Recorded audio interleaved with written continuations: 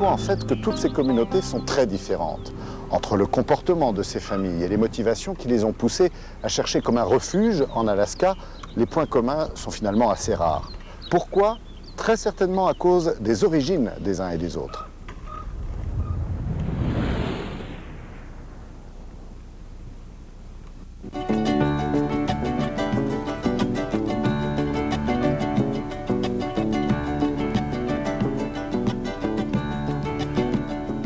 C'est un jour ordinaire à Nikolaïevsk, un village de poupées posé au pied de la montagne des caribous. Ici, les adolescents ont tous les mêmes préoccupations qu'ailleurs, même s'ils vont à l'église tous les jours. Les garçons essaient de séduire les jeunes filles, même si leurs tenues sont désuètes. Tu pars à pied? Pourquoi? Parce que si tu veux, je te ramène tout de suite en voiture. On se verra plus tard. Tu n'as qu'à rentrer tout seul dans ta voiture de dragueur.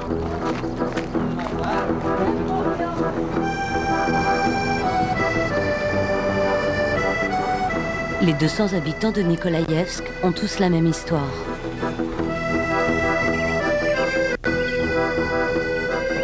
Ce sont de vieux croyants, des orthodoxes traditionnalistes. Victimes de persécutions, leurs ancêtres ont quitté leur Russie d'origine pour se retrouver un siècle et demi plus tard sur ce bout de terre américaine. Les gens d'ici n'ont jamais oublié d'où ils viennent.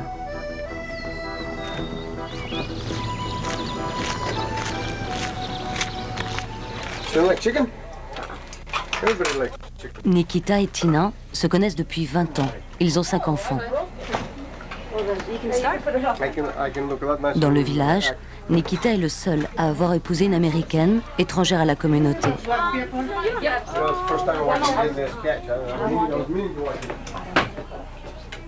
En choisissant Nikita, Tina a aussi choisi de vivre comme les gens d'ici. Aujourd'hui, la télévision trône dans toutes les maisons du village.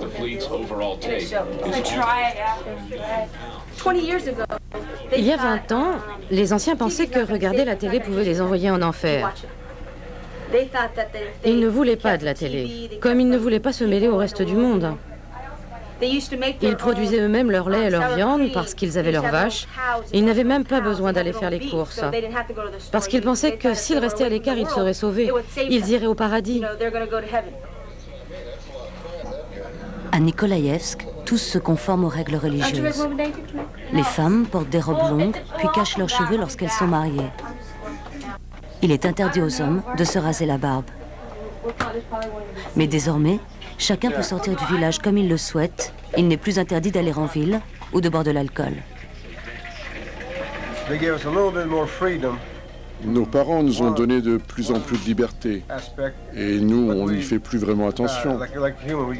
Parce que quand quelque chose vous est interdit, vous le voulez absolument.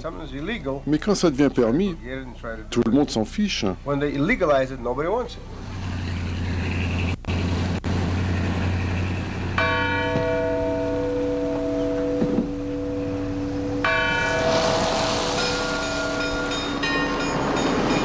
Tous les secrets de Nikolaïevsk se cachent dans cette église.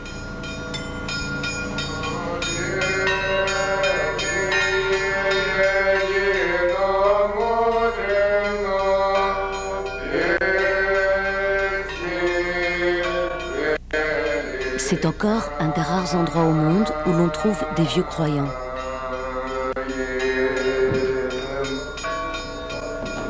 Au XVIIe siècle, leurs aïeux orthodoxes ont été obligés de fuir parce qu'ils refusaient de réformer leur culte. Leurs rites sont toujours identiques à ceux de cette époque. Nous suivons les préceptes de Jésus-Christ. Et jamais, en aucune manière, nous ne les avons changés. C'est pourquoi nous avons dû fuir la Russie. Nous avons fui pendant des années. C'était notre destin.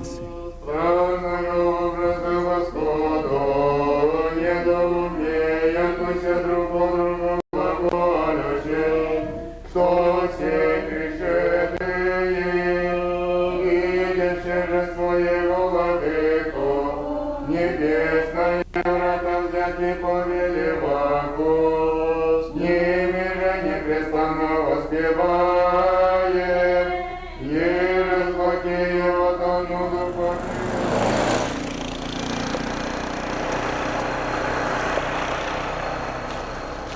C'est un très long voyage que les vieux croyants de Nikolaïevsk ont derrière eux. En 1917, la révolution russe les a envoyés sur les routes du monde.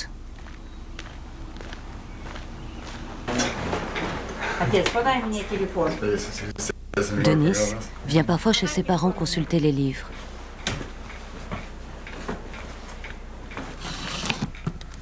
Pour le père Kondraty, certains sont précieux comme des reliques, car ils les ont accompagnés dans toute leur migration.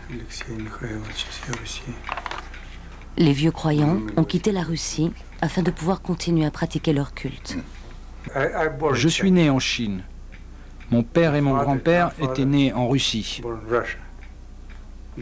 Mais tout le monde a dû partir en Chine.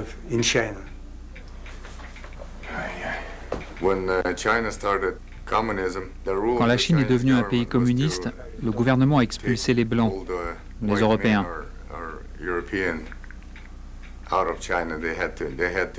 Il fallait qu'ils partent ailleurs. On ne leur a pas laissé le choix. C'est pourquoi beaucoup parmi nous sont partis à Hong Kong. Après quelques années de misère à Hong Kong, toute la communauté a rejoint le Brésil. Ce ne fut qu'une nouvelle étape, la terre y était trop aride.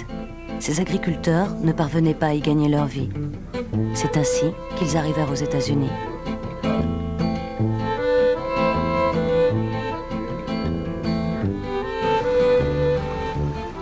Désormais, l'agriculture est une vieille histoire.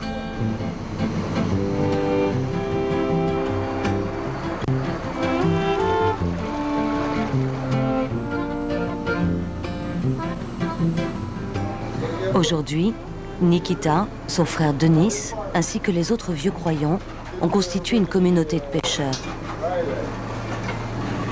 Ils sont arrivés en Alaska il y a presque 40 ans, attirés par l'argent de la pêche. Juste avant, ils avaient dû passer par l'Oregon, mais la modernité de la région leur avait fait peur. Alors, ils ont choisi l'Alaska.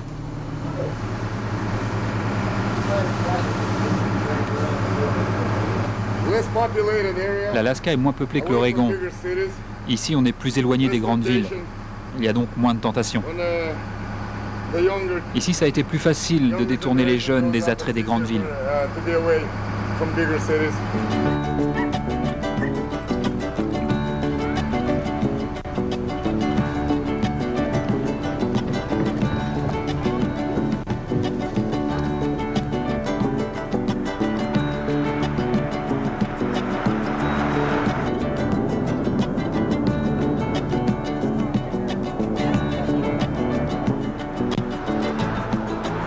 Les vieux croyants sont arrivés sur cette terre en 1969. Ils ont construit leur village là où il n'y avait rien.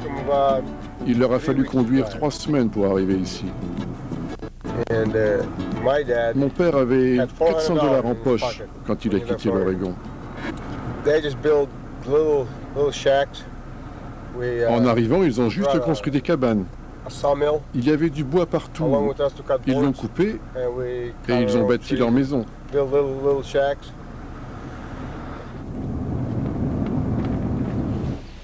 Nikolaïevsk est un anachronisme. C'est le résultat d'un carambolage entre la Sainte Russie du XVIIe siècle et l'Amérique d'aujourd'hui.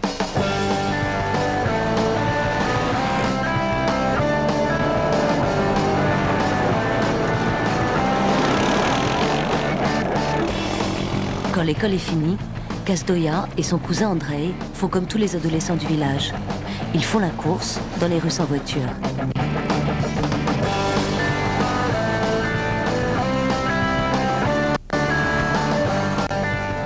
Ici, ce ne sont pas les robes longues qui empêchent les filles d'enfourcher leur corps.